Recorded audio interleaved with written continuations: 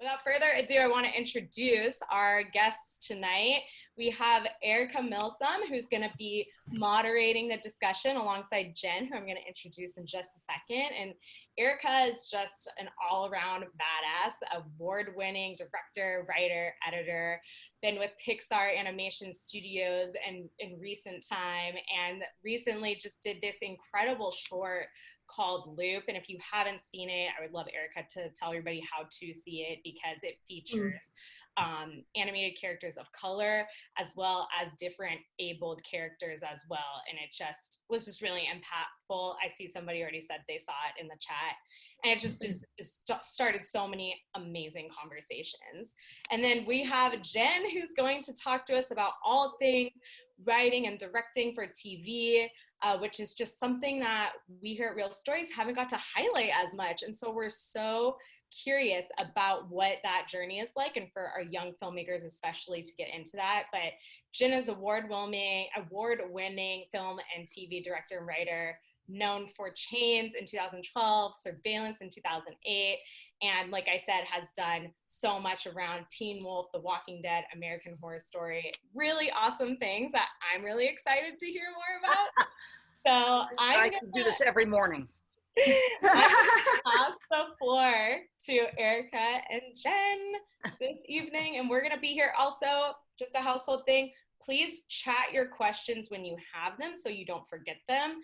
And in the second half of our hour to hour and a half together, we're gonna open the floor just to Q&A.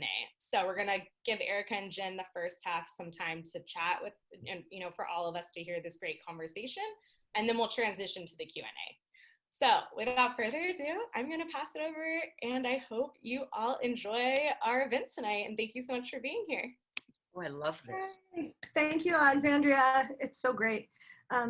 It's really awesome to see you guys. And I wanted to just really quick say the reason, as soon as I heard about this series, I was like, oh, I wonder if I can get Jen to be on this series, because she and I met through a mentorship. My coordinator at my work likes to call it my adult internship, which it was, which is through Ryan Murphy Television on the Fox lot. And Jen is probably the most lauded and notorious of the mentors among these different television directors who have the opportunity to accept a person who's interested in TV directing but hasn't had experience on the set in that way, someone who has a directing background but hasn't been on the sizes of a crew or on a television show before.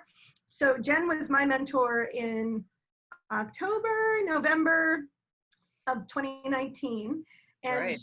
Jen, do you know how many mentees you've had? Because I know you've had a lot. Right? Yeah. You could be asking me anything at this point. Do you remember it all? Yeah, TMI. How many mentees have I had? I believe I've had, with Ryan Murphy, at least 8 or 9. Yeah. And in my television career of 7 years now, I would say 14. Which is just that's an unusual act of generosity that I just also think this is one of the reasons I want to have Jen on here, because I do think you are remarkable in the fact that you want to share this work and share your point of view on it with folks in a way that's just always inviting. It never feels like you're pushing anyone, this is too hard or you can't do this. You always feel like you're inviting people into the process. And so I wanted to just set that up for everybody. This woman is a fabulous person for inviting us all into the process. No, I will. Jen, go ahead, Jen. Just in defense of myself, because I will never live up to that. I want to say that, without getting emotional, that even the idea that someone could learn something from me is valuable to me. It makes me truly think about what I am doing moment to moment, because I am teaching someone visually, and we work in a visual medium. So that generosity, that reminder keeps me on my toes. It's not that I, slack off and, take a nap or something. But having said that, it was as much a gift to me to be a mentor as Erica claims it was to be a mentee. That's cool. That's really nice to know. I'm glad that that's the case. Well, along with the Love Fest, why don't we start with, I put together, I wrote it on my whiteboard door here. Yes. Yeah, some elements that I think would be interesting to go over. And I guess, honestly, the first thing I wanted to talk about was what is, okay, television directing. Number one, do you feel like there are more jobs in television directing than feature film directing? But what is the nature, if you were to kind of say like the top 2 or 3 things that are profoundly different between the job of directing a film and directing television, what for you are the big differences? They are huge and yet non-existent, strangely.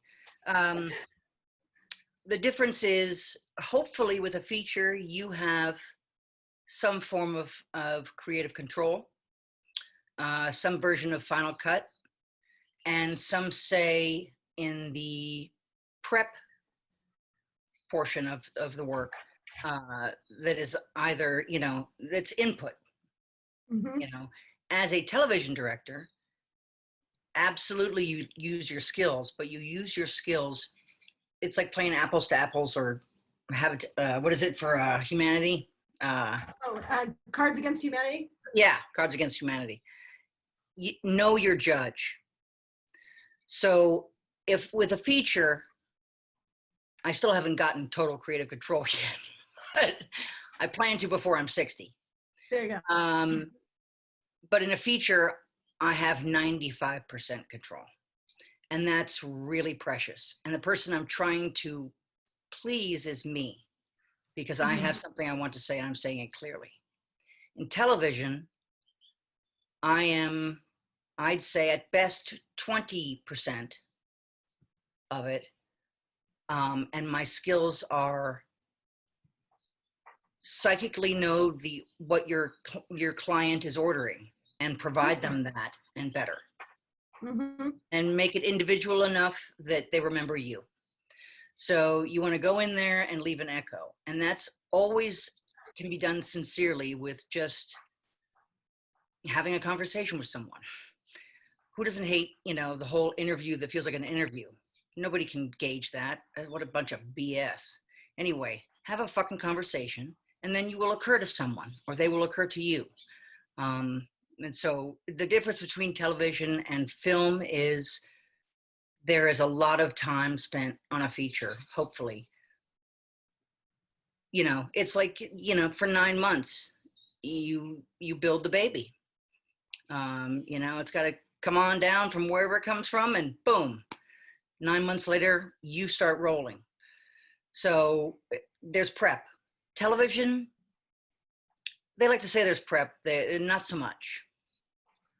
Well, and it's funny because like the show that we worked on, which was Lone Star 911, I like to say it's kind of like a procedural drama with a action movie in the middle of it, but maybe 3 action movies in the middle of it. So like the idea of prep, and actually I just want to say, you guys, we have a special guest here too, Christy Lowry, who wrote the episode that we worked on, is in the house. So I think we can probably pop her in maybe in a little bit, because the relationship to the writer, the relationship to the creators and the showrunner is different, right? You 100%. had how many, so let's actually go into for a minute, like reading the script. When you're a television director, how do you start just by reading the script, Jen? What's the way that you start seeing it or wondering what you're gonna do when it's not your personal baby, right? Like when you are reading a script for an episode. Well, again, it is,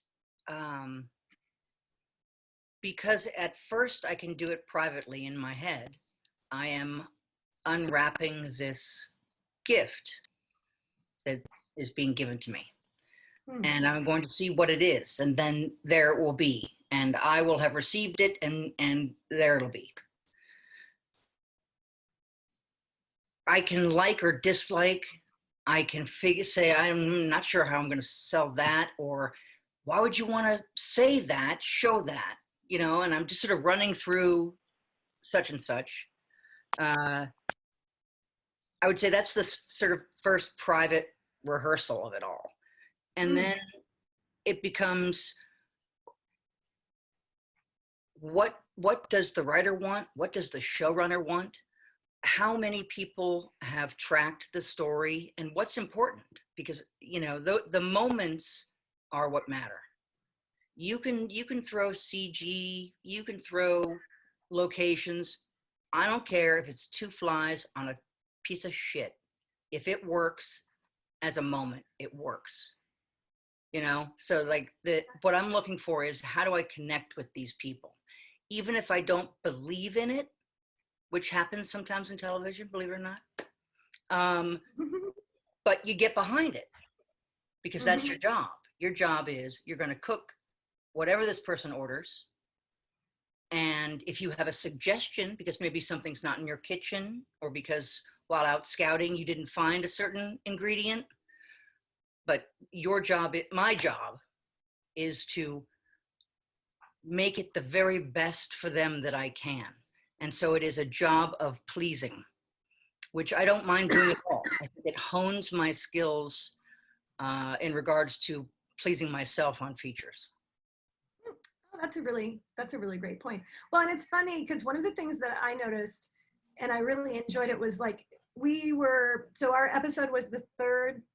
I think it maybe was supposed to be the fourth, and then it became the third in a season that was the first season, and there was no pilot to go to that was cut and shot. So we had like kind of the scripts and we had people to talk to, but we didn't have, well, you didn't have like this aesthetic guide that I think in the olden days, they would have ordered a pilot. They would know what the pilot is. Oh, and then yeah. You would kind of always olden days. Yes. Back then. Now it seems like it's a different banana, right? Like it's going a lot faster, and that sense of like, what are we after? Absolutely. No, and again, you get a lot of, it looks slick. It's slick. Think slick. You know, what the fuck does that mean? You know what I mean? Like that's a terrible thing. First and foremost, don't let anybody ever tell you there's a secret to it, unless what they tell you is there's no secret. Okay? Make a connection with people.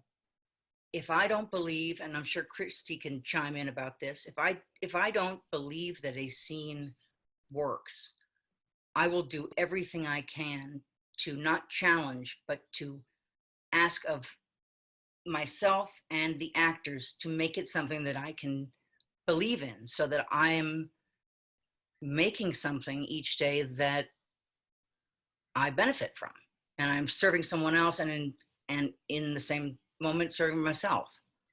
Yeah, I think that was one of the things that felt very seasoned in your approach, because when I came on, you know, you would be like, well, what do you think of this? How would you approach this? And it was very funny because I sort of read all the scripts with you accept everything and you just start, you know, in my mind, because I would just start thinking, well, how will I do that? And not necessarily having the critique of like, is there a better way to do this? Or should we have a conversation? Because I got a little confused. And I feel like the ideas that you brought forth were because you're a seasoned TV director, actually, partially that you know how to work in that collaboration with someone, that you understood what that role was.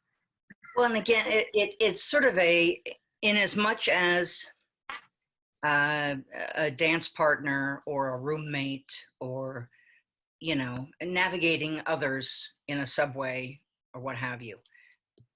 Again, it's all just figuring it out. Don't be too much about yourself. I have to sell these moments, which appear to me as words. If every one of you closed your eyes and I said, a little boy in a yellow raincoat with one red galosh stood outside a movie theater crying. You all see a different boy, a different theater. You all see it differently, and yet I've said one thing. That's the beauty. How do I sell it? What's going to thrill them because their name goes on it? What's going to make them think, wow, that was even better. I love the little garnish you put on there. You know, so there's a way to say, fuck you, and there's a way to go like this. You know, sometimes you don't need to say, fuck you. You just go like this. It's a visual medium. That's awesome. Well, and actually, I think one of the things that maybe I want to jump around a moment and talk about your smoking, because actually, this is hilarious to me.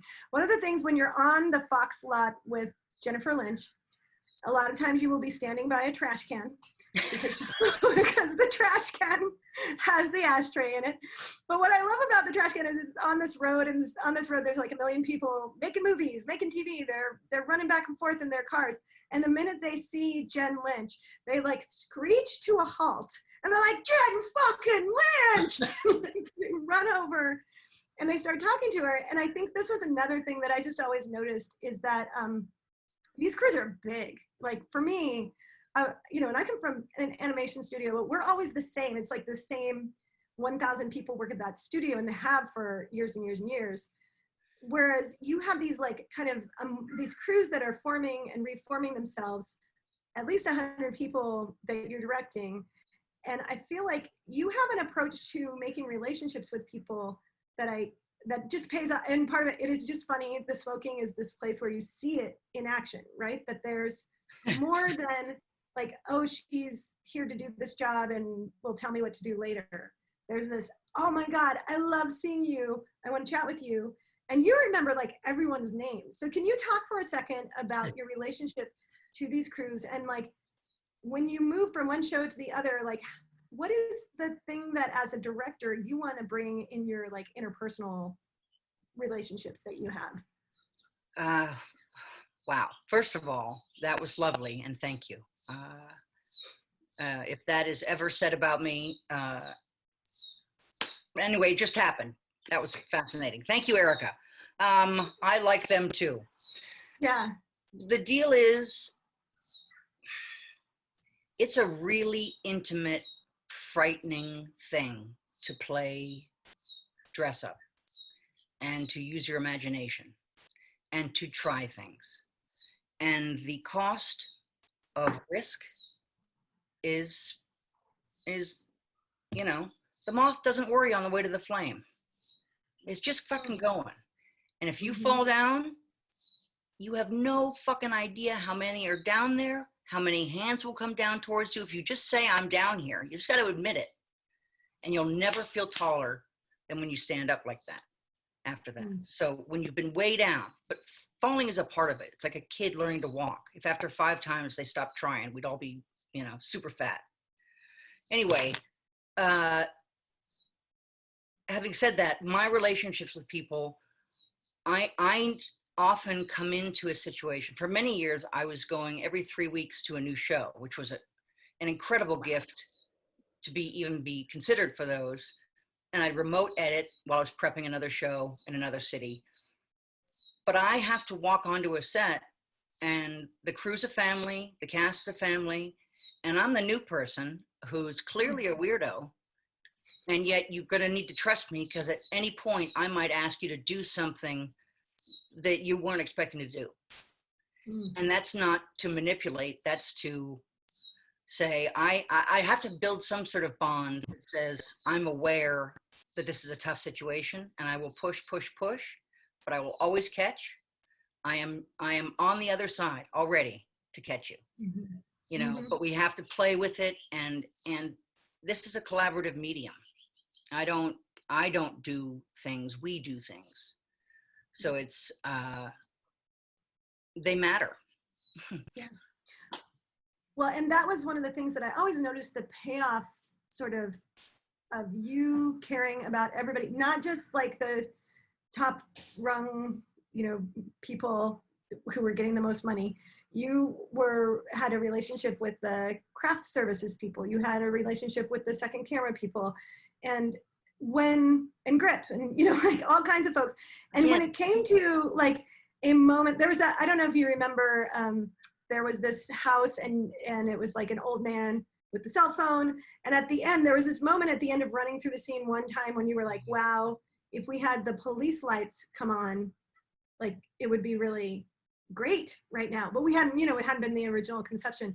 And just what I really felt like was powerful was that you, as soon as you said that, the lighting department was like, oh, we got you, Jen, you know, and they jumped out, and like 5 minutes later, they had a whole different setup going out there. And then you ran that scene again, and it gave me chills. Like, it was so different in terms of the emotional, that scene having a climax, you know, and it was this idea that you had right in the moment, very organic. Everybody loved it. And I feel like because you respect and know folks and care about them, that they care about you too. Like when you have an idea, they really are excited to jump in and help, you know? Well, and again, there is this, you know, it's such a timely conversation to be having too. I am in service of everybody there as much as, I mean, we're all in service of each other. It's not, here comes the director. You know, the idea that power is in fear and aggressiveness is so ass backwards to me. It's like they've forgotten how powerful a whisper can be, and I just don't get it. Having said that, there is no member of the crew who isn't valuable. Every piece of a watch matters. I'm not super nice for liking background. I'm not super nice for, you know, knowing the grips. I know what they do. I've done their job. And I know how hard they work. And we all wake up in our beds in the morning, come together, essentially last minute pull something out of a hat because something's going to go right and something's going to go wrong. And they don't fucking care. Shoot the scene, Jen. Someone's not going to feel well, any number of things. And all of you together make this thing that didn't exist that morning. Yeah. And it's an incredible thing. It's like you run out, you know, play in the woods, be home by nightfall. Fuck yeah. Whole worlds are built there. Whole worlds. Or 1 a.m. Yeah. Yeah. Well, and you know, it's funny because I feel like one tip that I would take from you, I remember you would always get, so these shoots would start at like 5 a.m., 6 a.m., pretty early, and we'd drive across Los Angeles to all over. I learned so much about Los Angeles while I was there. I was like, damn, the city is big. But we would drive there, and Jen and Christy and I would always be like texting at like fucking 5 in the morning. And Jen would be there an hour early. And I think like you'd really read the crew list. You would know who was on that crew list. You'd know what the day was going to look like. And I think this sort of feeling like you get your footing and you know who's with you. Like that's what one of the things that I took away was like this strategy of like saying like, it's not just what we're going to do, but it's also like who's there doing it with you, as much as you can put that in your head. Seemed like, is that what you were doing? It's again, because I want to make sure that it doesn't seem like some sort of a thing that I learn or study. Mm-hmm. I am about to go, I'm going to summer camp, and today I'll be in cabin 5. Who's in cabin 5? Mm-hmm. And then I know what I need to do and what will be available to me and what I'll need to pick up of or let go of for that day, because I'm in cabin 5. Yeah. It's every day's a gift. There's no bad version of it. There's a version where the producer doesn't know that because you've got a different Steadicam operator, that scene that would normally take an hour and a half is going to take 4.5, but he's not going to care, and you don't get anything from being right. So figure out how to shoot that scene in an hour and a half. Yeah. You know what I mean? So it's, again, it's all just, do you want to go to a party? Well, who's going? Yeah. And I handle it, and not because they're not cool enough at all, but because is there someone there I don't feel safe around? Is there someone there I feel like I can't have an ID in front of? And if that's the case, I have to figure out how I'm going to say, what about this today to so-and-so? That's great. That's great. Hey, Jen, would you mind? So one of the big things, we're still talking about prep, or we're going to talk about prep here for a moment. And prep is the time before you shoot. And one of the things that kept coming up for you and me was the tone versus the concept meeting. And can you explain, what is a tone meeting? Who's in it? And what's the use of it as for you as a director? Because we never got it. So, or if we did, I was not there that day. My husband is, at least in this house, famous for saying he pictured it like,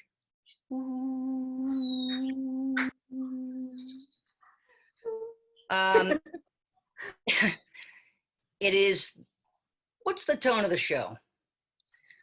In essence, what you have at first, they can call it a concept meeting or a production meeting. They tend to call it a concept meeting if they don't have a complete script or they're not sure about certain things. Then they're sort of off the hook. It's okay to dig your heels in and have an idea. It's okay to have a shitty idea. You can't get to the good shit if you don't throw the shitty stuff off. With all the horse shit, there must be a pony. Keep going. So like the concept meeting is what they say if they're not completely sure and they're looking for input. And we go through the script and everybody reads it and prompts is there and locations is there and everybody starts making lists in their head and ask questions, yada, yada, yada. Production meeting is that with every department there, preferably, if they're not, someone from every department at least, because you're shooting that was a big meeting. That was like 100 people around a table, right? Right. Yeah. Well, and they got the script. Yeah. Okay. Sometimes you get the script at the beginning of that. Yeah. What a tone meeting is, well, back in the olden days, as Erica would say, a tone was, have you seen our show, Jennifer? Yes, I have. I say something nice about it, they thank me.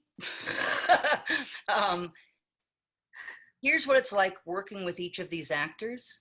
Here's what we feel our strengths and weaknesses are. These are moments we really find important, and this is what our audience needs. Fan-fucking-tastic. I'm going to go in the kitchen and make you that, and better. That's a tone meeting. What tone meetings have become is, what, is there anything you can't figure out? And that there's beauty in that. As long as you know you're gonna get that, you know, it has become very, very, very fast. And I think a tone meeting now begins and ends with the questions the director or writer have. Interesting. Okay. But it's conversation like, is the most important thing in the world. Have fucking conversations. It's true, right? Well, and it's so funny because I think I hadn't realized this. Again, I have either a small crew or a huge animation crew, and those are 4 years of conversations, right? So that's its own thing. This is this like, I mean, our episode, I'm trying to remember how many pages. Can we ask Christy? Christy, do you remember how many pages the episode was? Oh, I was gonna say 53 or 54. Obviously some things got cut, but I think that was probably like the first draft was around 54. We were coming in low 50s. Yeah. So that's, you know, and we had 2.5 weeks to prep for that, I think. Was like about the prep time. No. The most you ever get is 7 days. Oh, so okay. Unless it's the Marvel show, but again, days become meaningless. It's just when do I need to be where? And that's a gift. Again, it's not, don't look at anything like a problem, for crying out loud. I'm speaking to myself too. It's a puzzle. It's supposed to be fucking fun. If you can't have fun doing this, I don't know what to tell you. I forgot. I was there a week early doing nothing for a while, so that's why. Right. And you know, God bless you, Erica. Well, I was fine. Also, anyone who knows Erica knows that Erica never does nothing. So, what was your question? Well, actually, let's talk for a second about location scouting then, just for people who maybe haven't done it, particularly on a show of that length that had that many locations. And is it average for you to need to find like 5 or 6 different locations? Oh yeah, especially on those shows, because you know, the 911 series and the spinoff Lone Star, there are 3 cases usually per episode. Mhm. Those are all in different areas, along with the fact that you want to bring people out of the hospital or out of the fire station, and yet also keep them in there a bit. So you're spending several days in a van getting to know people. Mhm. Right, And Christy? one of the things I thought, I was going to say, Jen, maybe a specific example. I don't know if you remember when we had the mausoleum to shoot for a mosque and a school, which was an interesting challenge. I don't know if that speaking. Yeah, and again, yeah, that is so great example. Yeah. It's a puzzle. If this doesn't work, you try this. If this doesn't work, you try this. It's MacGyver. We had to find a mosque and a school. Now those 2 things seem pretty different. But all you need to know is really the mosque is a legit mosque. Schools, they vary. Schools you can kind of build. Schools have sounds that we recognize. Mosque is maybe new to a lot of us and is something precious that we want to be guardian of. So let's spend our time finding a mosque, and ultimately in the end, can this conversation at the school happen out in the parking lot? So we put a few school signs up, throw a bell in there in post, and have that conversation before he goes into class. So it's not some magic. It's the fun thing you do when everybody shows up. There's going to be a storm and your mom says, I hope it's okay with you guys. Everybody's spending the night. Yay. And you make forts and you figure out where everybody sleeps, and it's awesome, and it happens. And it's something you remember all your lives. So that's what you do with a location. And the more you can make of a location, the more you provide yourself with the biggest gift of all, time. Just time. The moments you're actually rolling, the moments you have with the actors at the end of a take to just keep it going, and then to say still rolling, and let's try one like this, and just stay in a moment. That's the money in the bazank. Yeah, that was definitely, I felt like watching the location scout, you think that you're going to find the perfect location for the script.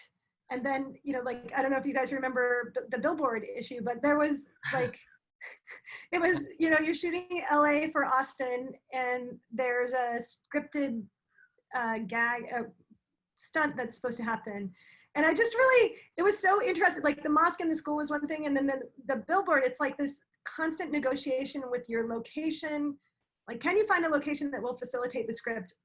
And in some ways it's like, wow, in the time frame that we have, it might not be possible to do this. So you can and to sell Austin from up high like that. Yeah.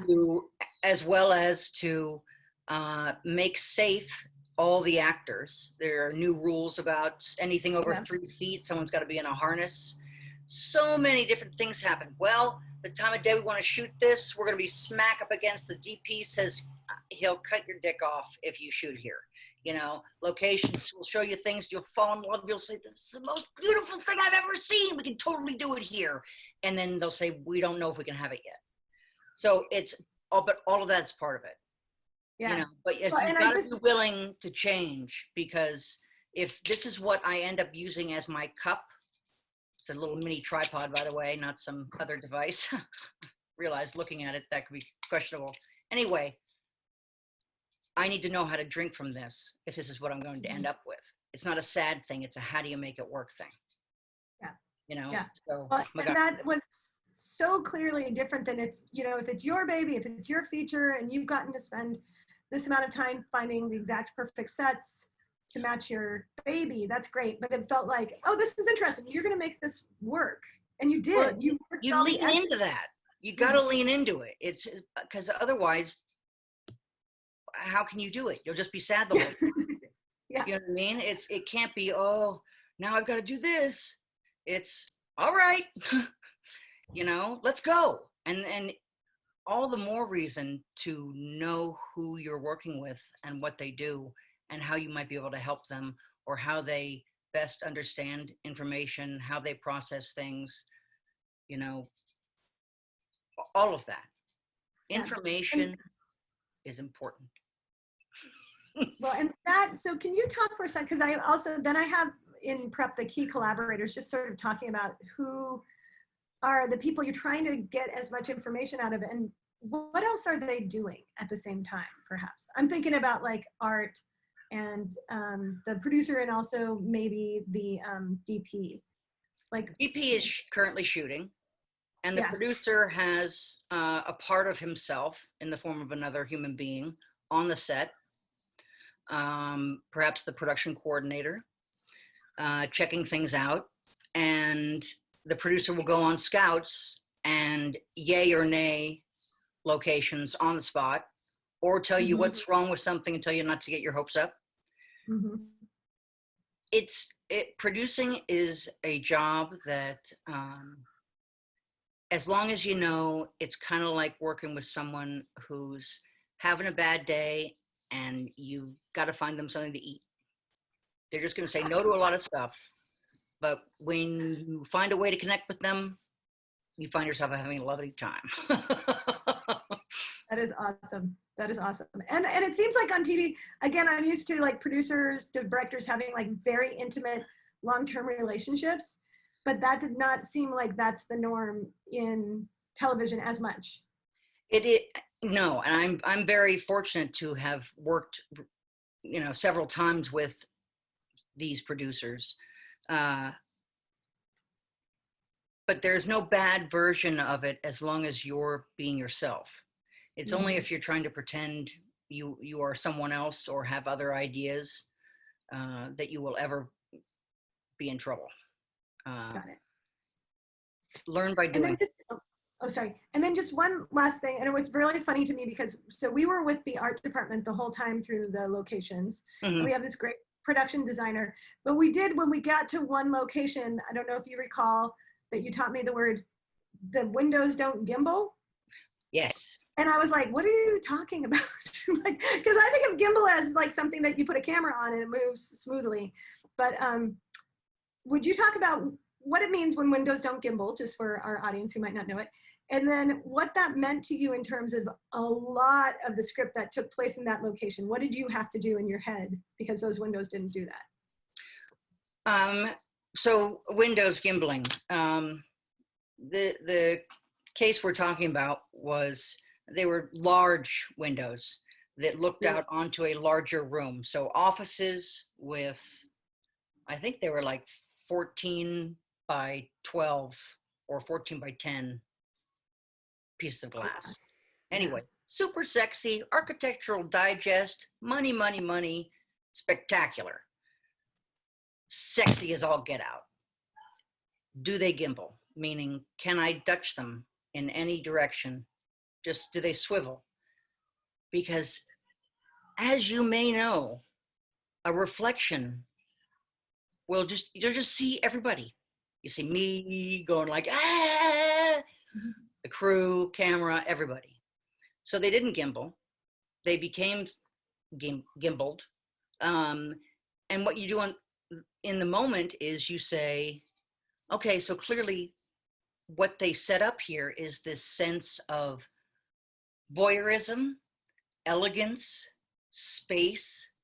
They face each other. Clearly something's been discussed prior to my arrival that is about them being upscale and, you know, maybe even a bit, because it's a new show, pitted against each other, and they can see what the other is doing, but if you close the door, you can't hear it.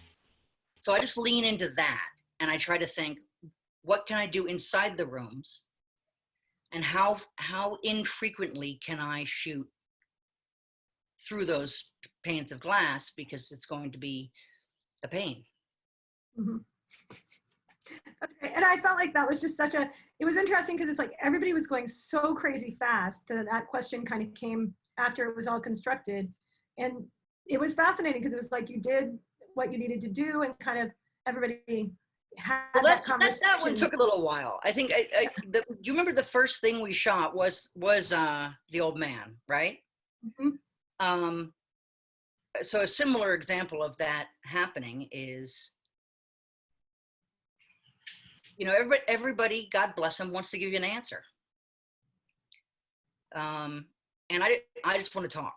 I just want to say, just let's figure it out, because it's all common sense. We got to go from here to here. How do I make that happen? What do we have?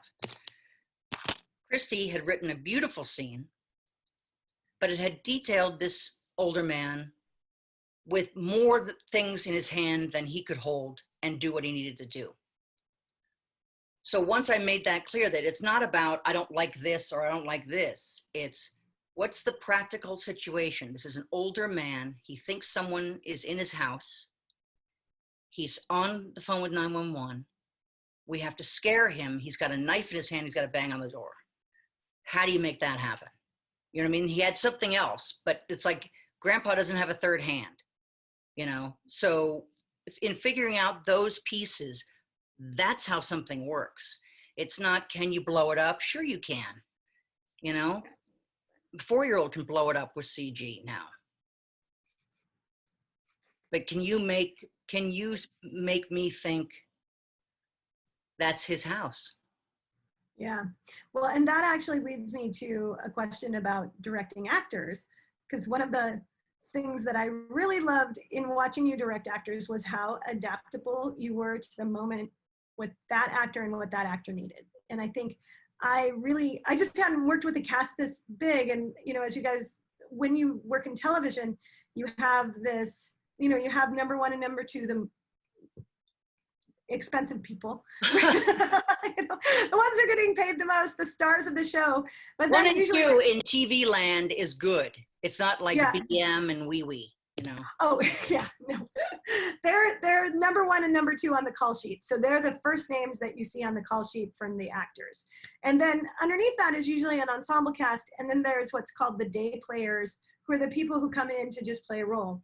And what I really loved about watching Jen was like, each of those people got what they needed in the space in terms of direction. And it was very different. Like some people needed far less and wanted less attention almost. And then some people really, like I'm going to talk about one of the day players on that day with the old. So we had this old man, it's in a suburban house.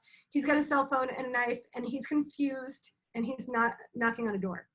And then that was the main part. So getting that straight took a while. And then the other guy who's behind that door, who doesn't know who's knocking on his door and has a gun, he had like maybe 20 minutes to run his scene after the hallway. Yeah. What's that? In its entirety. In its entirety, yes. And he was super nervous. And it was so funny because I was like, wow, you know, in my mind, I judged him a little. I just, as the, you know, adult intern in the room, I was like, but dude, you've been here. But like, couldn't you prep and do it? But then Jen, I loved that you just, none of that happened. You were like, let's run your lines then. And then you just kind of, in the time that the camera was flipping over, you gave him what he needed. And I feel like that shift in attention and also just like absolute lack of judgment was such a great lesson to me. I was just like, wow, this is so helpful. Like, what's the service of judging someone? It does no good for anyone. No. But can you talk about that? Like, how do you adjust your directing style for all these different actors that you're encountering in every different scene? And I'm sorry, I have to let the dog in and out every once in a while. So who let the dogs out? Erica. Erica. All right. Thank you. You adapting your directing style. How do you do it? Well, with that, the way you explained it, you know, an actor should never, having waited all day, which is a terrible thing that they do. And I know I don't mean to make first world problems sound terrible. I'm saying that you're about to go do something that everyone is going to look at. You're the last thing up. It's very long. It's all the pressure's on you. You don't know anybody. And you just pretend to be somebody else. You're gonna fuck up. You don't know. Nobody will talk to you. What a nightmare situation. So Yeah. who you wanna meet? You wanna meet someone who's like, okay, boom.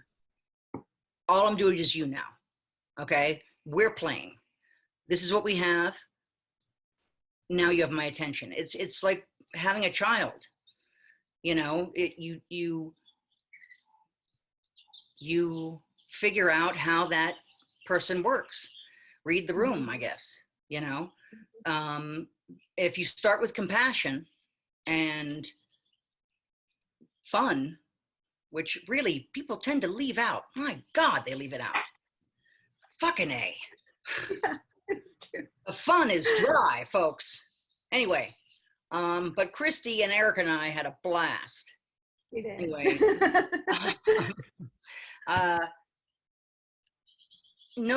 figure out who you're talking to and figure out what they like. It's there is a way for everybody to be happy, and there's a way, you know, for a script supervisor usually will come on set to remind an actor of a line or to correct something that the actor has done, or to say, sometimes, usually I'll go up and ask for another version of something too, but anyway, sometimes people see the script coming and it's like, never do that. They're covering your ass. You know what I mean? Totally. These are your people. So it's sort of like you figure out how they work, figure out what's important to them. They need things to match. They need to know that you care about what they're doing. Well, and you know, check in with them. So it's like, I was going to say it's like lovemaking, but it made me sound like a total whore. Because I'd be having sex with so many people. But it's intimate. It's a dance. Acting is being naked while still having clothes on. That's real intimacy anyway, and bravery. So there's, you know, you're going out there in the emperor's new clothes, but you're not the emperor. Yeah. And so there needs to be joy in it. There needs to be safety in it. There needs to be, well, that didn't work, still rolling. It's not a point and laugh thing. Where the fuck did we get that? So, you know, the idea that there is a way to do it, and there are trade secrets, but they are the same trade secrets a chef gets when they start to cook more and more. Mm-hmm. But the impetus is the same. Someone is going to ingest this. This will go into someone. How do I want them to feel? That's a great point. Well, and another, say it again. What experience do I want to give them? Yeah. Well, and I always felt like when you were in a scene, you, despite all the stuff that's going on, because it's kind of stressful, the time, the money, the people, the locations, it's a lot going on. And I always felt like you would get in a scene with an actor, and the actual moments of rolling and capturing it, you were always looking for like the most powerful emotional presence on the screen of every person in there for the storytelling. Like I can think of like all the examples I saw. There was always this great capacity to focus with them and to craft it and to sort of just be like, even if it's a subtle change of words, like, how are we getting the biggest punch here on the scene? And it's funny because it's like, it's TV, it's one episode in a lot of episodes, but I feel like you always took it seriously in this way that was punching up the drama and trying to deliver as much emotion as you could. Yeah, I mean, go ahead. God bless you. By the way, I did not pay her. You'd think I had, but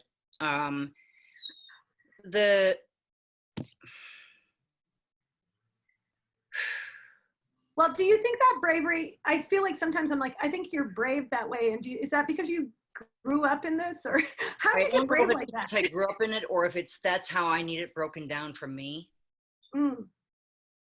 But at the end of the day, you've assembled moments. Some of them you will never think of again. Not ever.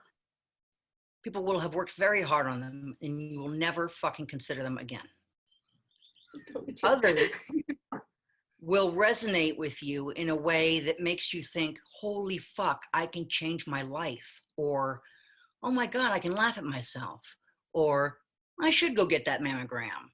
Or whatever the fuck you want that person to be thinking and feeling. It's a game. It's joyful. It's not, and I know what you mean by it's TV. But these are real moments. And so in the end, ultimately, whether someone is stuck outside a meat grinder or they have 3 seconds to convince their spouse not to divorce them, that moment is just as desperate and requires just as much. I think that the authentic moment is a lot simpler than we make it. And what connects us are those very few authentic feelings.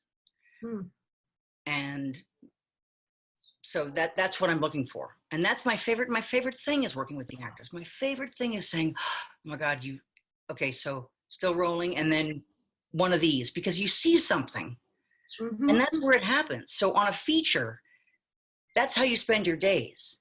Your producer's going to lean on you about how much you have to shoot each day, but you've prepped for this. And you're going to prep so that if you want to, you're going to do 9 takes of this. Yeah. 9 is a lot. Okay. Usually if you're doing 9, it's because the other 8 didn't work or the other 7 didn't work and you need an alt. That's television. In features, it's, I know you're killing her and crying, but in this one, you're going to laugh. You're going to laugh. What is the potential of this? Yeah, and then you're embarrassed for her because as she dies, she wets her pants. See, you know what I mean? Like that's all those different things that in the moment you see, and is that a moment then that character thinks of as they're doing something? All of that is there and at your disposal, and the actors know it, and the actor can come to you and say, Jen, can we do one more? I just had this thing, I got an idea. Abso-fucking-lutely. Yeah. There's always time for one more for them if you guys have been working together. I many a time I've gotten the stink eye, the Manson lamps, I like to say, from a producer for answering, yes, we can go again. Do what you like. If I know I've gotten what they need, I'm okay with being yelled at for costing them another 3 minutes. Because usually that take ends up in the show, or that take really makes that actor feel like they now know that it either worked or didn't work, or they felt heard. And that is all any of us ever fucking need to do anything, is be heard and have the information. Yeah.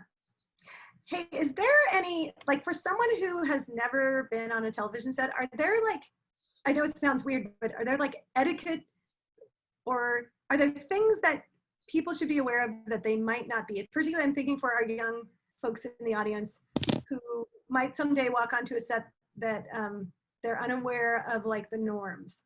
Is there anything that you're like, oh, I learned this the hard way, or, oh, I wish everybody understood this because it's important? Well, I guess the most obvious is, don't enter when the red light's spinning, and know that the red light may not be spinning and they might be rolling. So when you enter a soundstage or walk on a set, don't say anything. That's great to know. And you can tell how invested the people are that are working on it by how much all the crew members are focused on what's actually being made. Instead of like their phones. Exactly. They don't set it up and then wait to hear cut. And there's nothing wrong with that. That's a technical thing, and some people like to work that way. I appreciate those people very much. But you can definitely tell who's involved in what ways. Don't walk on the set without pants screaming. It's going to get you arrested. Well, and you also almost always are very early. And I think. Yes. Well, again, I cannot fathom the idea that we have let this go any further than don't be fucking late. If you're late, I'm going to assume you were in a car accident and you died. And I'm going to hire someone else. Okay? Yeah. You don't get to be late. You call me if you are late, then it's okay. Otherwise, be there to do the fucking job. Because you're important, you show up later? What is that? I want to be there when the camera truck's open. I want to be there when stuff is happening. All of that matters. I can tell them, don't park the trucks over there. They don't know it yet, but I'm actually going to turn the camera this way. And it'll be a nightmare for you. So just park them over here. on a Tech Scout, we had 2 options. I know we're permitted for both. Just do it over, like, whatever it is, and say good morning, guys. Because most of these amazing people are showing the fuck up to make you look good at 3:45 in the morning every fucking day. And then they're going home at a 3:45, start, who knows? Going home at what, Christy? Tuesday? It can. Yeah, anyway, it all gets really, and again, that can be wonderful fun. You can either make it Thelma and Louise, or you make it torturous. I feel awake. You just got to get in there. Yeah, that is great. Erica, Alexandria. Yes.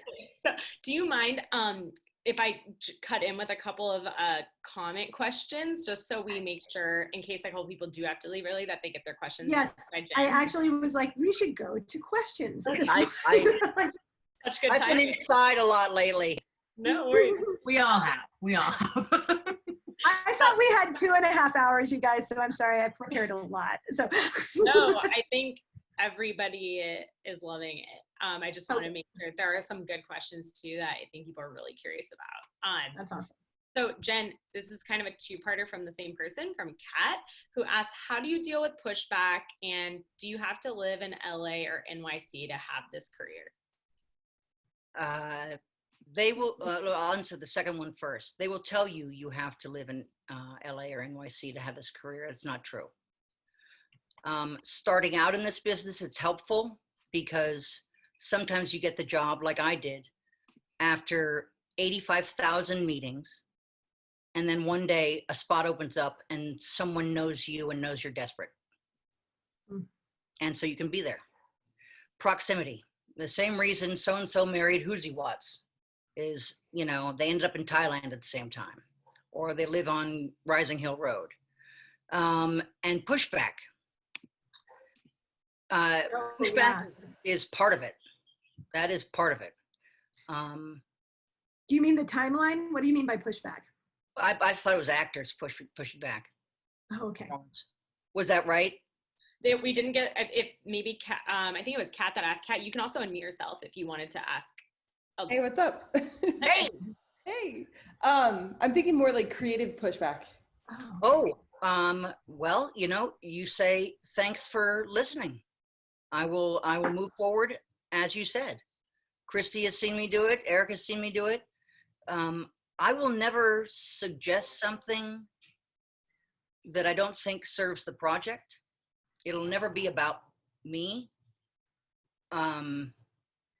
So I don't have hurt feelings about it. I think that sometimes I might say, I feel like the audience will just know the second they see it. And we don't have to do this. So I get to do a version of that. But pushback, you just say, okay, no is a perfectly good answer. In fact, hearing no right away will just save you so much misery. Just keep going. Amazing. The next question is from Lisa, who asked, hey Jen, how do you deal with actor egos? How do I deal with actor egos? The same way you deal with any ego.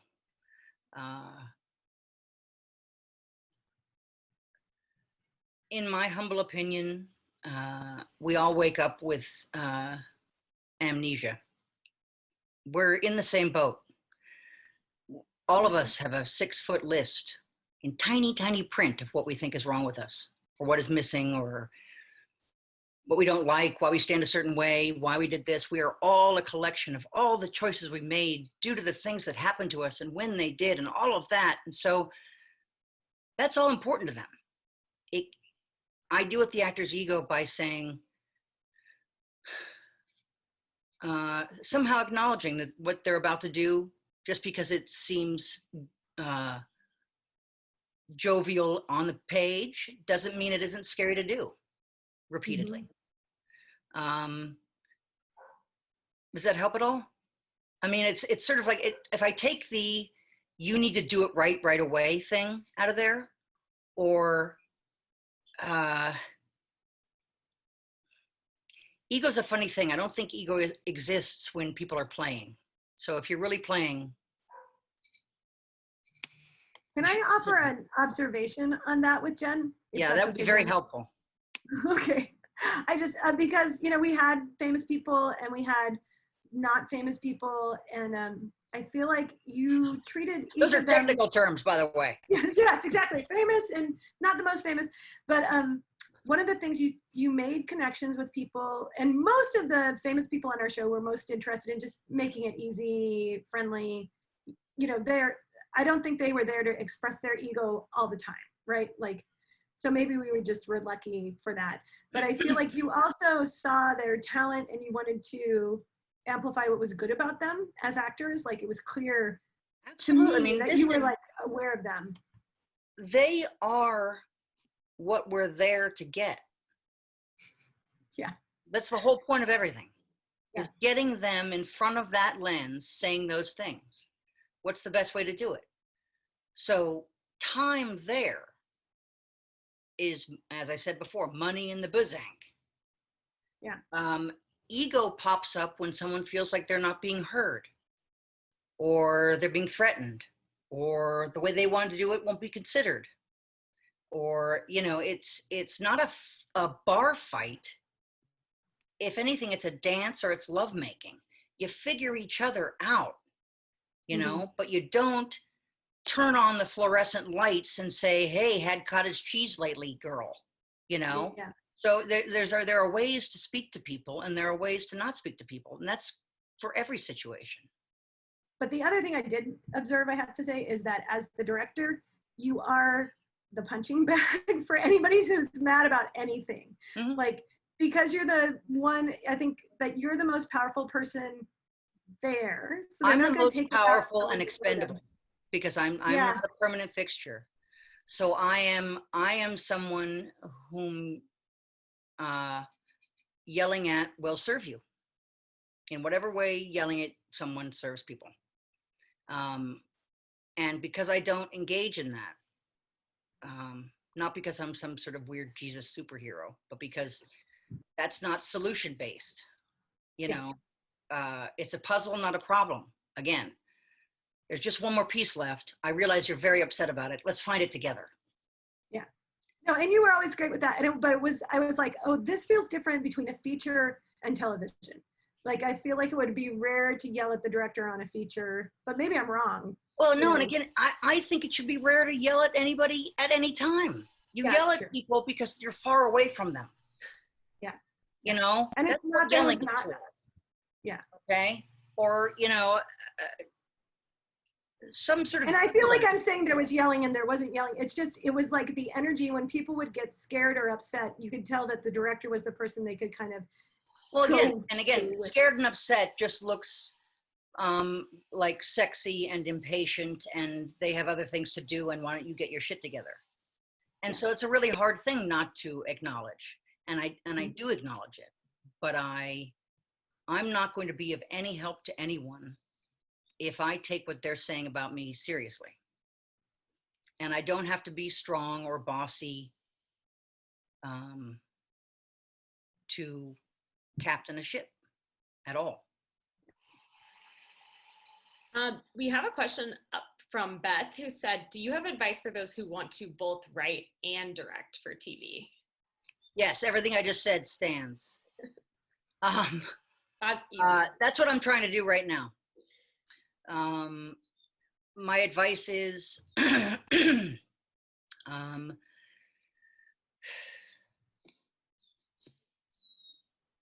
content is what everybody needs. The idea, you know, you can either, you're not a pain in the ass, you're not an irritant, and if you are an irritant, make a pearl. So like just there's it's if you like it, send it out. If you think it should be made, see if it can get made. I mean, there are probably a lot of things I do every day that a lot of people would say fuck no to. I cannot think about that. You know, so writing and directing in television, it's not who you know, it's who knows you and what was their experience with you. Especially in my humble opinion, if you're female. There's a lot to be said for remembering that you will see everyone again. You'll be surprised. You'll see everyone again. The guy you honk at the corner, he's on the crew if he's not the producer. The woman you farted next to, right? You both giggled. Thank fucking God she's wardrobe. Okay? You'll see everybody again. And that's true for life. And so be fucking nice, you know? And if you're feeling scared, say, I'm fucking scared shitless. I got a job interview and I have no idea how I'm going to do this. Who does? The idea that you have an idea before you know what you're doing they're setting us up to fail. So don't buy into that. You know, that's where the exclusivity comes from.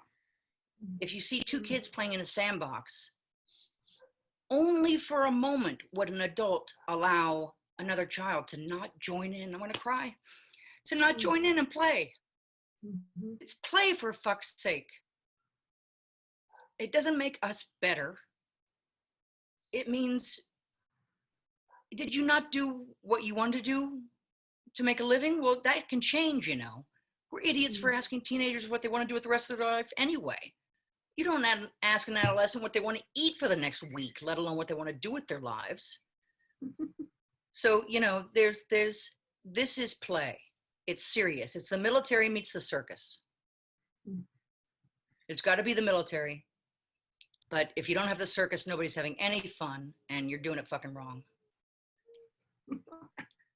Thank you for all of these words of wisdom. I'm just reflecting what's going on in the chat, that everyone is just beyond humbled and excited to get to hear this from you.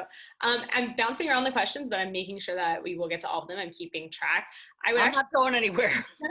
I would actually love our youth who asked this question to maybe unmute themselves and ask it out loud, so that way Jen can see your beautiful face. Kayla, if you would not mind unmuting yourself and asking, if you're able to, but if not, I can read it. Hi, I'm Kayla. Hey, hi. Hi. So I was wondering what advice you would give to like younger, like aspiring directors who want to work in film and or television. Make film. Make things. Nowadays, your phone is an incredible resource. Make things. There's no secret to it. They just did it. The difference between the guys who made it to the top of Everest and who didn't is they did it. You just got to do it.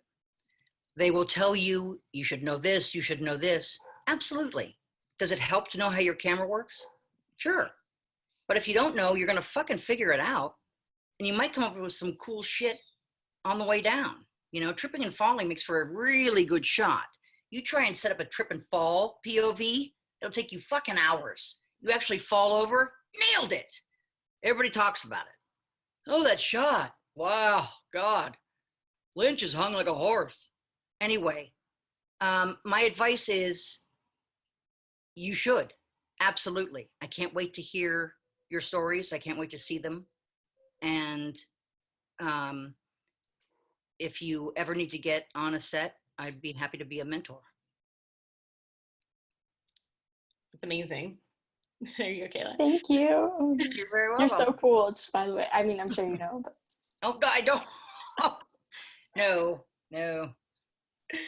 We'll send you some of Kayla's films. She is an award-winning filmmaker already in high school. So yeah, so I could tell just by looking at her. It's sort of like, what would you tell someone who happens to be a genius, but you don't know it? I do. So all of you guys, you know, everybody tells a joke differently. Sorry, there are mourning doves mating outside my door. It's hot. So Jim, we actually have another youth question, and they would unmute themselves, but she said it's very loud and has a lot of fans in her kitchen. So I'm going to spotlight her and then read the question just so you can see her face in the sea of all these people. This question comes from Riley, who's another youth filmmaker and real stories, just badass, who wants to know about what it was like to work on Psych because it's one of her favorite shows. Oh my God, fucking Riley. Psych was my first fucking gig. Psych was amazing. It's everything you would want it to be. It was absolutely wonderful. It was joke. They are shooting the script, but they're also improvising. And there's a joy to it. And everybody knew they were really lucky to be a grown-up and to play make-believe all day long. And everybody was on the same team. It was really, really, really amazing. It's everything you want it to be.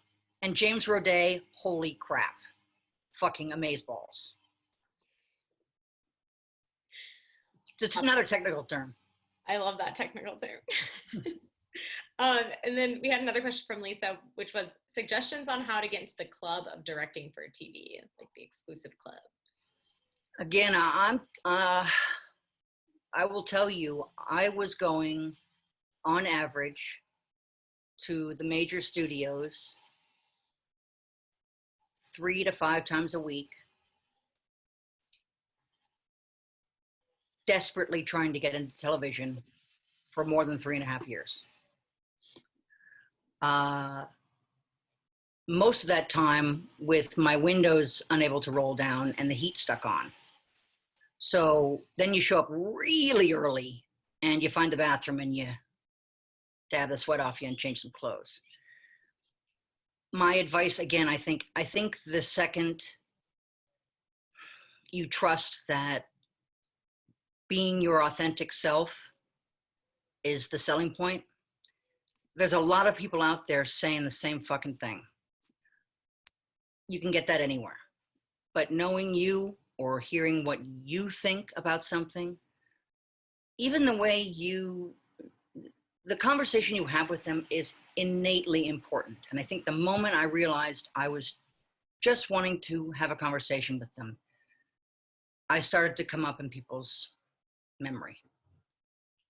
It means we can work together. It means it was interesting. We laughed. You know, there's no secret. That was the hardest thing. That was the hardest thing. I can't tell you. And, you know, if you want to feel bad about yourself, do that. Go to a bunch of those. But, and then it's okay. It's all, if you don't get it, it wasn't your job. Mm. Comparison is an act of violence against the self, period. My stuff's up here, not over there. I see that and I like that. But if they got the job, that's their job. If I gave all of you the same 10-page script, there'd be 10 totally different movies made. That's the beauty of this. It's like lovemaking. It's the same act, and yet we are still constantly wondering, what's it like to do it with them? What's it like to do it with them? You know, it's gotta like to have dinner at so-and-so's house.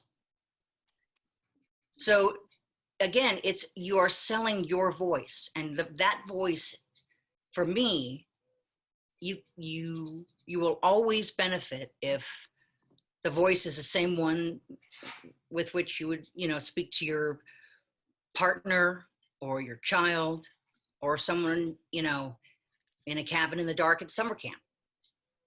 Tell them a story. That's your voice. And trust yourself. What you have to say matters. It matters to you. It matters. Thank you so much for answering all the chat questions. And heck yeah. That was just amazing. Erica, I'd love to toss it back to you for some. I know you have a running list of awesome points to ask Jen. So for the last like 10 or 15 minutes, I would love to throw it back to you unless we have more questions, but I'll read them if they come up. Sure. Well, it's funny, Jen, because I kind of, actually you answered some of the questions in here. So I had two questions that just occurred to me as we were going through here was, is there anything, like now when you look at what you want out of your creative life, you've had so many different experiences, and I really do think you've adapted to so many different circumstances and taken learnings from them. What's the thing that you're after? I'm just sort of curious more as you as a creative person than necessarily this role of television directing. What's the thing that you want next? And like, just so we know, what do we want to see come out of Jen? I'm letting the dog out, sorry. I'm going to figure out how to say this without, who let the dogs out? Erica. Yes. Erica let the dogs out. Mm-hmm. Pro tip. I want to say this without crying. What do I want? Mm-hmm. My experience, I would not trade for anything, but I also wouldn't wish it on anyone else. So from birth, being around storytellers has its effects. Getting a lot of attention for the wrong things has its effects. Being misunderstood, being described poor, like all of any number of things that can happen to a person who just wants to write a fucking fairy tale or do a fucking thing, you know? They're all valuable. They're all moments to make a choice. How are you going to respond to this? Are you going to freak the fuck out? Usually doesn't do much, you know? So what I want is a situation where people don't see my conversations as challenges, where they know I can hear no, and I know they can hear no. And we talk about it, and we work through things, and we make sure that if each of us really feels strongly about one version of this, that we get to do both. You know, I want to play again. I want to be challenged. I want to work with people who make me want to be better. I want to say, wow, did you see what so-and-so did with the such and such? Oh, it was so simple and pure. Give me goosebumps, whatever the fuck it was. You know, it's not a competition. It's exciting. The idea that we are competing in cooking shows is a societal thing. Mainly, look at the chefs when people like their food. That's the high. Loving someone is the high. Yeah. You know, and my high is in the doing. Once the film is made or the TV show is made, I have absolutely no control over it. So if I don't have fun while I'm doing it, I am misusing my time, because I'm gone, you know, 18, 19 hours a day. That's awesome. Well, and it's funny because it reminds me of you telling me, like, I think maybe your young adulthood and the poverty that you were in at certain points in your young adulthood, and like the struggle that you had to become the artist that you are, you know, is not always like something that everybody is aware of. That I just remember you talking about being a mom and you know, not having any money, not having a job, not having any money, and taking your daughter to the art museum to look at works of art. And like, I feel like this is something that I really love about you as an artist, is that you're going to seek out that feeling of connection to creativity, no matter kind of wherever you're at. Well, and that what you're bringing up is a way I managed my own anxiety, realizing in real time I was not only going to be a single parent, but that I had a very wise child. I also had a membership to the Museum of Modern Art. So I could go for free anytime. And I had a backpack and I could put my kid in it. And she would lean forward and we would talk. And every day we'd go And those exhibits are up, you know, for at least a month, 3 months, 6 months, depending on the size of the exhibit. So we'd go each time and look at different things, whether it was brush strokes or signatures or mood, or do you know what it is from far away? Does it make you feel anything? And this is me talking to my less than 1-year-old, you know, why not? They're as smart as we let them be. And so that was me making sure that there was always something to do and I could be moving somehow forward, like a shark swimming, somehow forward. And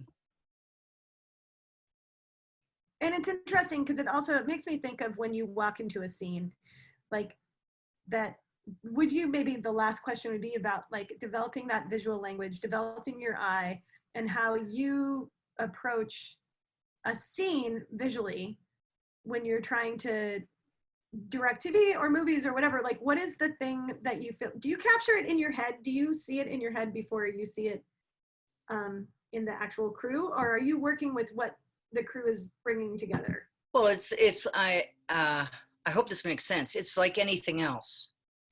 Of course I have an idea.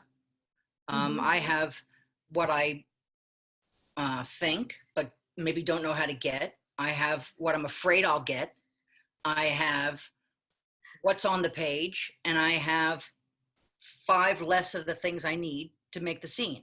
So I have to be willing to, you know, shift. Again, there's no bad news. There's just stuff I don't know in time. Yeah, I loved it when you said that. You would say that all the time. Tell me everything. Tell me everything 5 times. I will never be mad if you repeat something. But like, the information is so important. I can't make stone soup without a village. And the village makes the stone soup, and we all eat. I have an idea because I've read the moment, but it all changes and transforms, and it just takes a big, big breath. The second you put it on its feet, you're saying the lines in the space. It's like, you write a conversation down, 5 lines each, 2 people talking to each other. Write it down and then start saying it. It's a whole fucking different thing. And remember that there are people outside waiting for you to figure out how that's going to go. Totally. So you better get it on. Yeah, that is great.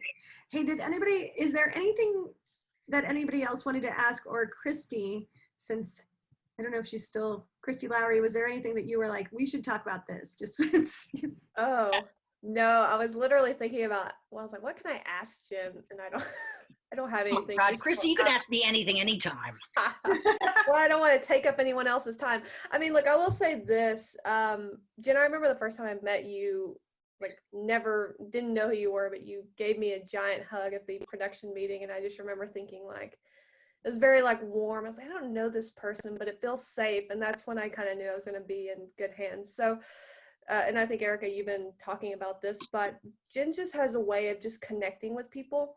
And that's why people yell at her from across the lot, or, you know, the day player, she gives out her number, or just all these things that you're very memorable, and people, I think, just connect to you because you're very genuine. You are who you are, and you just treat everyone the same, like they're humans. I think that goes a long way, especially in a business, you know, if you want to look at like Hollywood or however you want to look at where people can be, you know, have facades or be disingenuous. You really just are who you are. And I think that, I don't think you realize the impact that has on people who are creative or non. And I think, I just had such a good experience with you directing my episode. And I feel like we're like lifelong, you know, friends now. No, look, again, this is like the being early thing. Right? Like, Christy, it was so much fun. Number one, Christy wrote her fucking ass off on this thing, okay?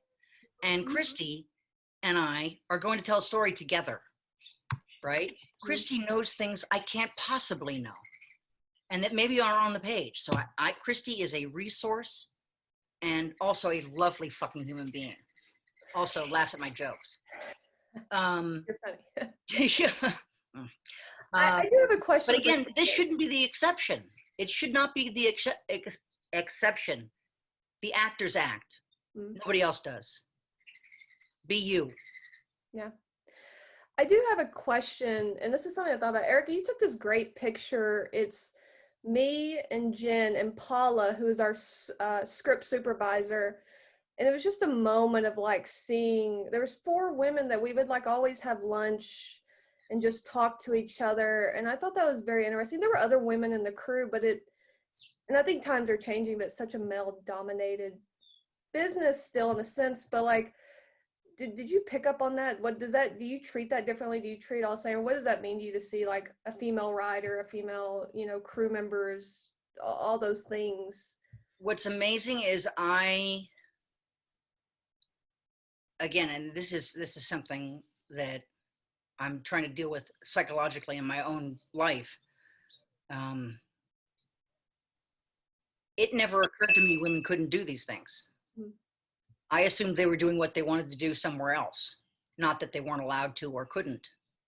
It never fucking occurred to me. And I lived in a house with 5 other artists while I was growing up, and 3 of them were women.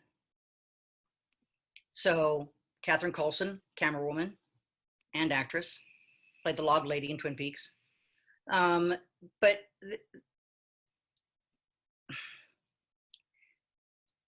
I don't know, did that sort of answer the question?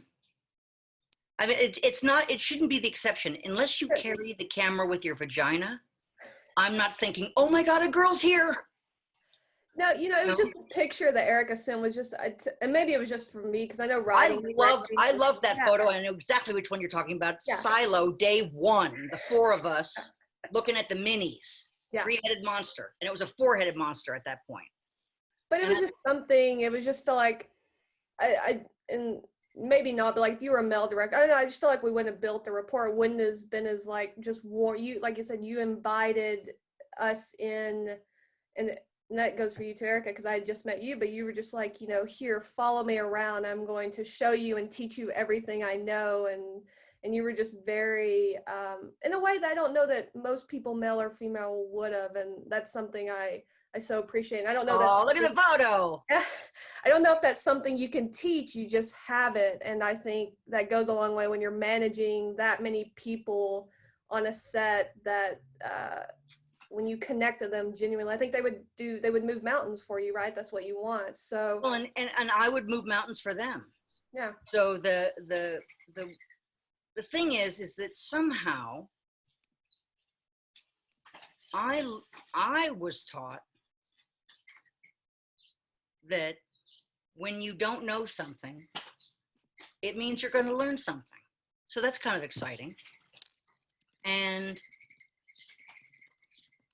you want people that you're with to be your allies.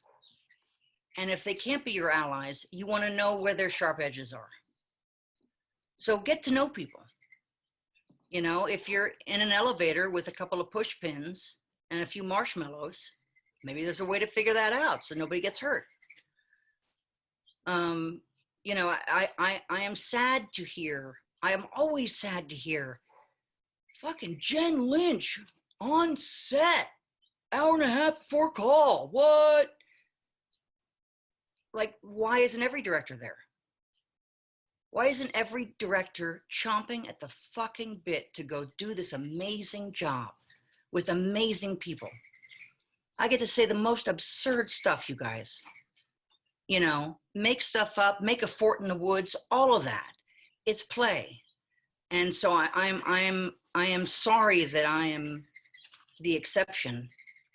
I'm grateful to be on that side of it, but I don't know when people started saying that you had to be angry or aggressive to captain something or shut people out. And again, that's a fear thing, Again, if you see a dog get hit by a car on the street, you go over to it. It doesn't know you, but you know the dog. You're looking at the dog. You saw what happened. Suss it out. They're going to bite you all the way to the fucking vet. It doesn't mean you shake it off and step on it and say bad dog. It means it's scared. And the only way it knows how to say I'm scared is to bite you. It's in pain and it's scared. But it doesn't mean to bite you. It means to say, ouch. But you don't have to fall down and cut other people's legs off so that you don't feel short. You fall down, you laugh, you look up and you go, anybody got a hand? Falling down is okay. There's a lot of good shit on the ground. It's funny, Jen, because one of the other things, and I think this is super instructive to people going into the field, is that you showing up early means that everyone has an answer when they have the question, versus they're sitting around trying to make a choice that might or might not be right for the moment. Do you remember we had to set up a cancer, and a high-end cancer treatment center in high-end cancer treatment center, you know, in a conference room. Like you, and like, and oh, it was one of those. Because you and I, we were there, Christy. I can't remember if you were there. It was super early. Oh yeah, like it was. That was the first day. I got to meet Fred Savage that day. Oh yeah, we did. Oh yes, and Christy was sitting between Fred Savage and who was the other famous guy? Rob Lowe. Rob Lowe. And Christy goes, it's just really awkward to be between these two very handsome people. You like walked away in the super. I had to leave because they were talking. I was like, I just feel very unattractive right now between these two men. So I just got up and went over and talked to Jen. They were like, what's up? I was like, I was in like a hot. They were super nice. They were very nice to all of us. There wasn't any, but that day I remember because we walk in and it's like a conference room and it looks like it could be kind of Nurse Ratched. It was just super. It was like, oi, this does not look like high end. But you walked in an hour and a half. You were there like an hour before the art department was there on that particular day, or they were somewhere else. Well, and yeah, because sometimes art department is on another unit on the same show, setting something up. And so, you know, and again, you have to remove any thought that anyone you're working with is similar to the President of the United States. Yeah. They're not malicious. They're doing what they can do. Remove they're trying to hurt you. Remove here's your shit, make it work. Remove all of that, because here's the stuff. You expected a whole Lego thing set up as a castle. You walked in and there's Legos and the word castle is spelled out. Well, that's an interesting choice. So this is really about this guy feeling alone and scared, and someone breaking the ice with him in this high-class place. So I know he's getting the best medicine, but he's got to get these words of wisdom. And what does that look like? So I create proximity of the two people to each other, proximity of the one who has a spouse and the wife, the recognition that the other one doesn't have anyone, and distance. The shape we make and what things look like is so important. Posture is the illusion of confidence. I don't know why I ever thought a cocoon or a chrysalis would be painless, perhaps the stillness on the outside. I'm starting to think that maybe it's like, you know, Werewolf in London. Like, it is some painful fucking shit to go from caterpillar to butterfly. And it should be. Anyway, I went off on a tangent. No, but it's a good point. But I feel like the thing I took away from you is like getting there early. You can give everybody the answers they need, and you can kind of just, you are such a helper. If it's a little bit off the rails because people were trying and it didn't get the communication it needed, you just bring it back to the rails and you say, okay, well, let's find the solution together. And I think that's that interesting, like you have such a strong work ethic as a director. And it was a very good model for me, because that's how I like to direct too, is I like to work hard and be there with folks. And, well, and I mean, like, the work is because someone pays you for it. Mm-hmm. The rest of the time, it's like, you know, if some of your guests are showing up at 4, you should be there. Mm-hmm. Why wouldn't you fucking be there? Yeah. And what are you gonna do? Say you needed a coffee and show up later and then say this is wrong? that doesn't help anybody, because guess what? By the end of the day, you need to have shot those scenes, or trust me, you will hear about it. You know, so I'm wondering what the option is to, I'm there to answer everybody's questions, and I'm there to figure it out myself. You want to talk a Zen moment? Before the sun comes up on a sound stage, you open those heavy doors and you step in, and that set is a hot set and it's lit and it's just you standing there and people starting to wire things. That's probably where you get your best ideas. And that is okay. You probably get your best ideas during lovemaking right before you do something really super cool. You don't plan the whole fucking thing out. That's really boring. That's awesome. Wait, was there one more in the chat? I think there was. Hey, I'm scrolling up to make sure I did not miss it. And it's okay if there are more, you know. Yeah, I think Riley, our youth filmmaker, and Christy gave really great feedback as well, but I would love to put that out there in case there was additional comments from you, Jen or Erica, about getting the opportunity to be a PA. Riley was wondering about the success of cold calling or reaching out to people being via LinkedIn or social media about getting that PA opportunity. Again, there's this strange thing, and it's not real. You can cold call. You can absolutely cold call and say, my name is Riley, and a super cool last name. And I just want to let you guys know that I am local, and either for a nominal fee or for free, I would love to be on your sets. I am trustworthy. I can give you some recommendations. I'm a worker bee.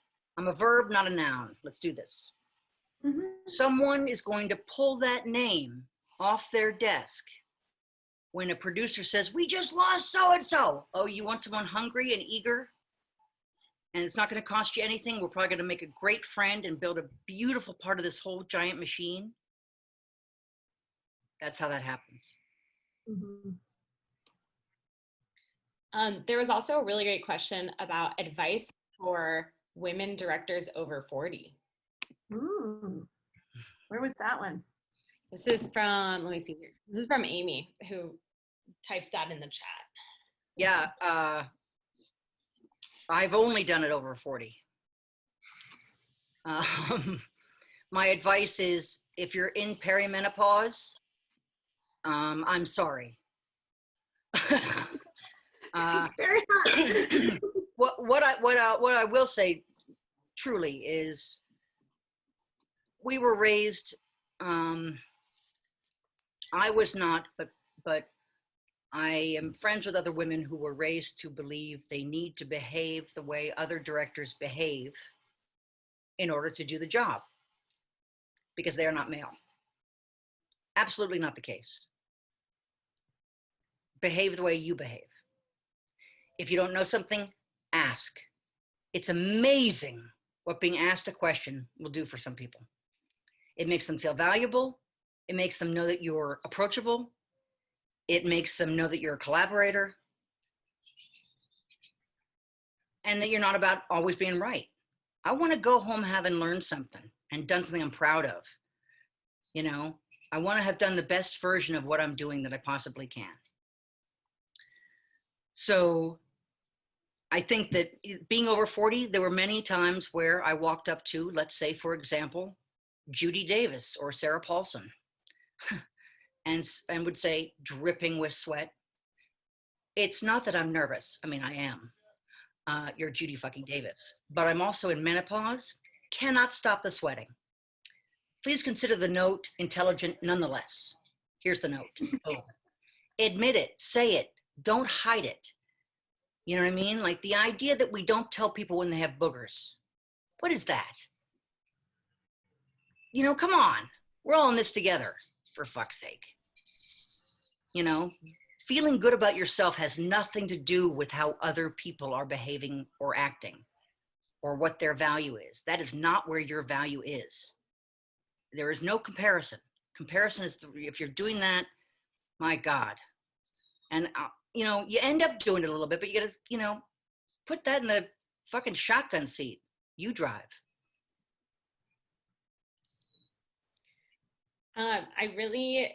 This next question, I'm also really excited by this question about what it was like working with Ryan Murphy. And Rachel said, I love his work and how he makes a point to talk about marginalized communities too.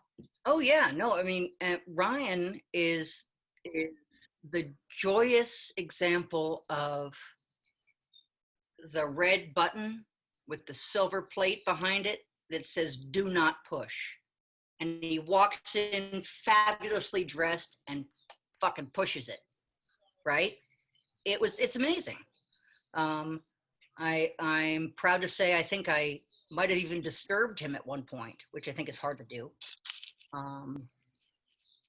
So he's you know, they're calling him the king of television.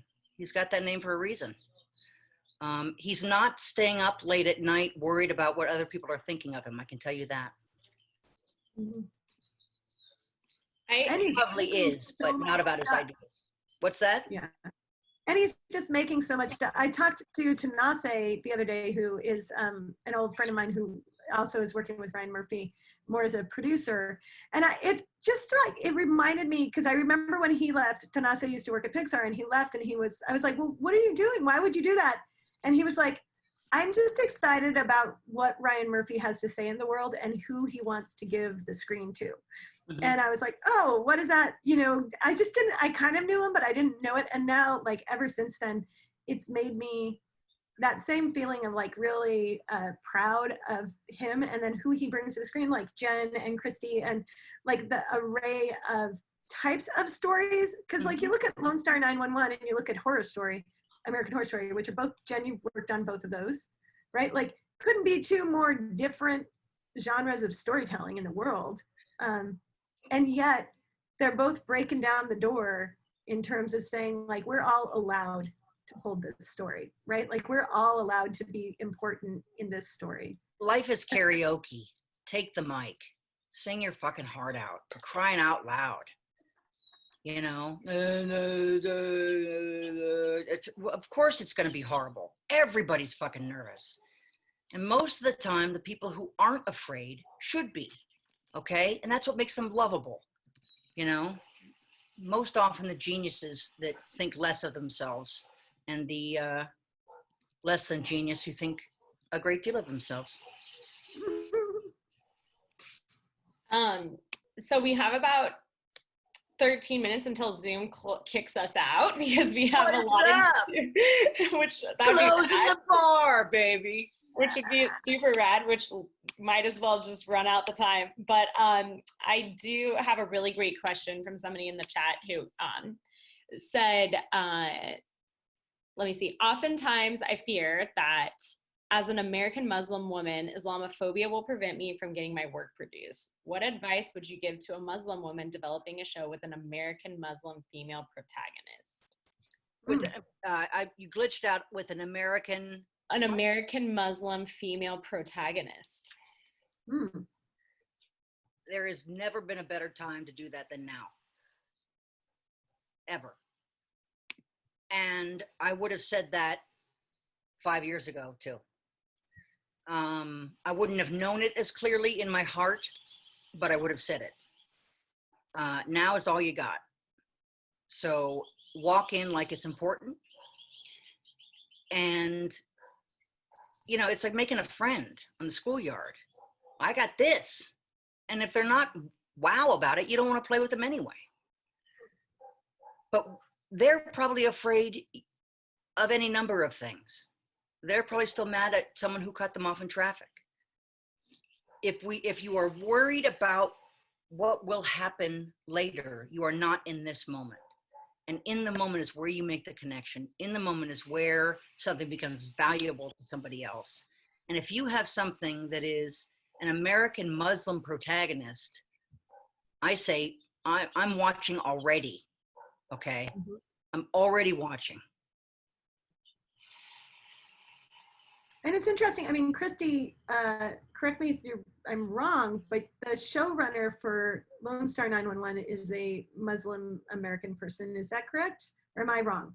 Yeah, not Rashad, who is kind of directly above us, not Tim, but he, you know, born in, oh, I don't know if he was born in Texas, but raised in Texas, but he was Muslim. And then, of course, in the episode we did had a Muslim character storyline that we focused on. So I wrote it in the comment, but I agree with you. Like, I think Hollywood or the business there's never been a better time to, like, they're like hungry and looking for these diverse stories that no one's been telling.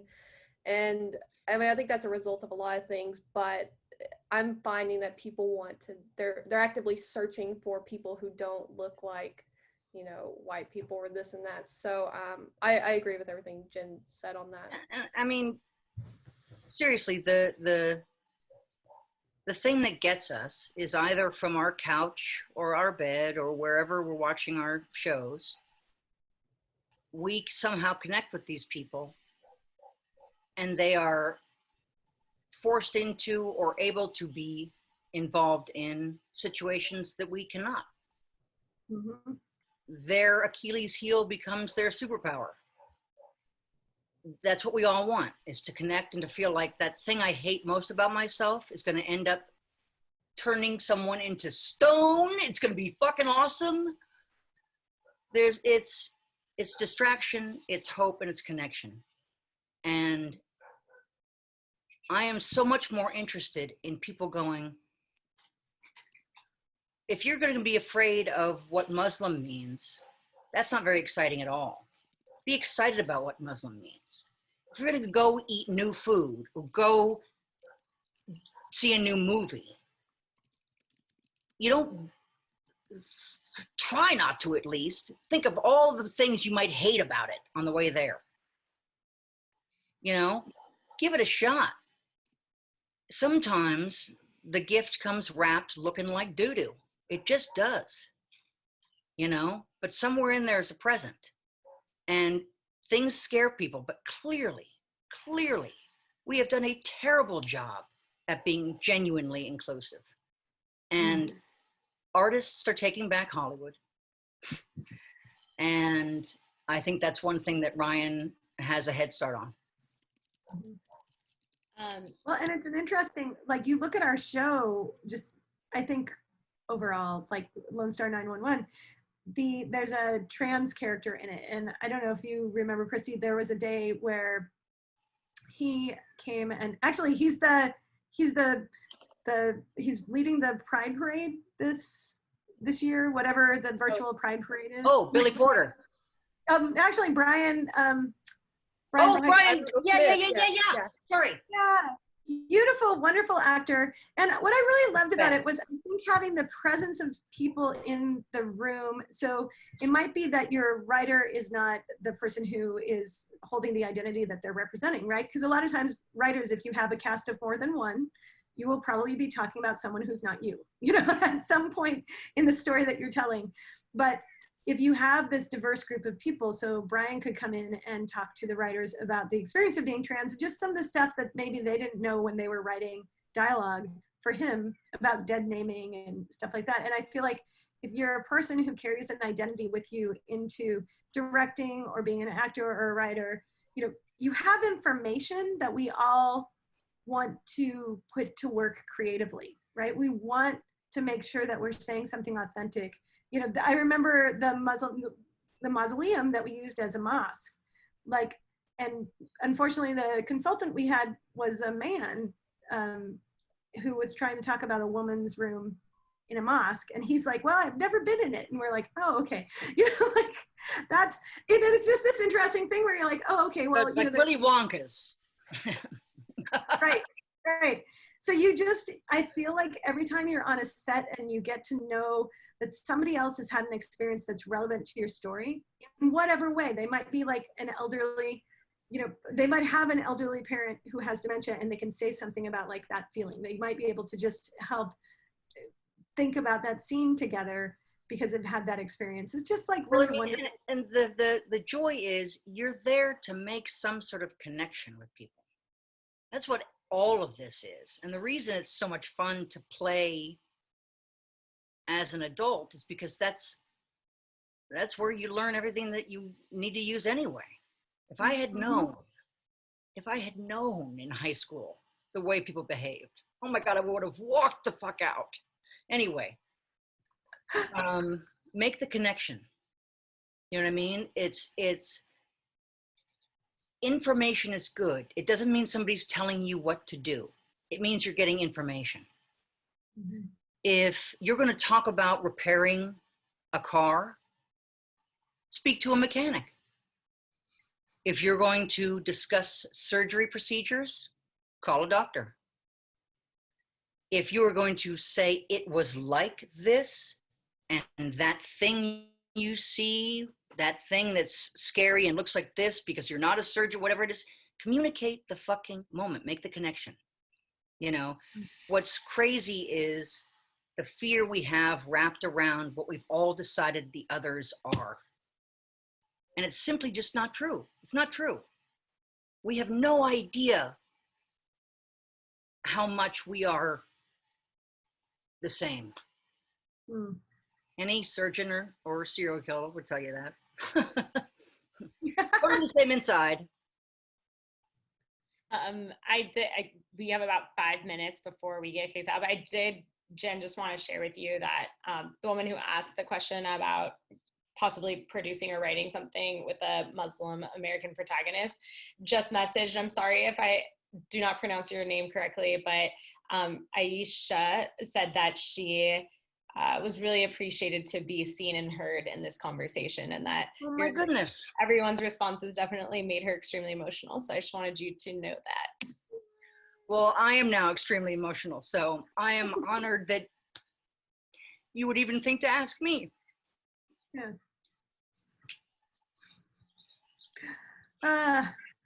What a world! Yeah. We're on a ball in space. Jen, is there any last thing that you wanted to talk about? I mean, we hit everything I had, I think. And if we didn't, then next year. Exactly. Be nice to each other. And it's okay to be afraid. People pay to get into escape rooms and go on roller coasters. Why the fuck are we complaining about traffic? Why the fuck are we freaked out when we have to go to have therapy? For fucking sake, you know, we're here to do this. Be nice to each other. You can either have a shitty time in the line at the post office or a great time in the line at the post office. That's on you. I love it. Great philosophy of directing and life and living. The living philosophy meets the directing philosophy. Amazing. You know. And therein lies Jen Lynch. Exactly. Yeah, before we say goodbye, just some of the comments again were just so great. I learned so much. Thank you for hosting this. And then Rasha, another commenter, said, I am a Muslim woman as well. And the question and answers really touched my heart. Thank you, Aisha and Jen and everyone for encouraging us to create and be proud of who we are and tell our stories. Love you all. Oh, and may I speak to that? Because I think there was a really important moment in the scene where we have these women assembled, and, you know, there's obviously a story going on, but everybody was wearing these things, these beautiful garments, as if they were, I don't know, they had decided they were mean or less than or what have you. And that's not what it is at all. It makes them feel fantastic to put that on. It is their honor to put that on. They are there because they want to be there. How many times in your life are you in rooms with people who want to be in the room? Not a lot. It's really, really, really important to remind people to be joyful, to take that stink of they're terrorists or that's gay or whatever it is. We are so full of shit with each other. So remember, people do things for a reason. Ask them. Ask them. Curiosity is wonderfully attractive. This was absolutely incredible. I really want to say a formal goodbye before we get kicked off in 60 seconds.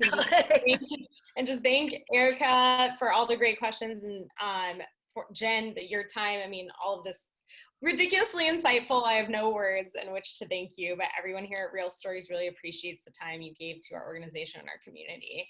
And Christy, thank you as well for jumping in with such great feedback and support for our youth filmmakers. We appreciate all three of you. Thank you, guys. And we love Camp Real Stories, or Real Stories. Yeah. Don't say it wrong. Way to go, Erica. Yes, I know, sorry. Well, they changed their name. I appreciate that, Erica. Thank you. Anjali has worked really hard to make sure everyone knows the name change. So. Yeah, it's like dead naming, but it's an important thing. And even there's a scene you could write that proves how important a name is or is not. Mm-hmm.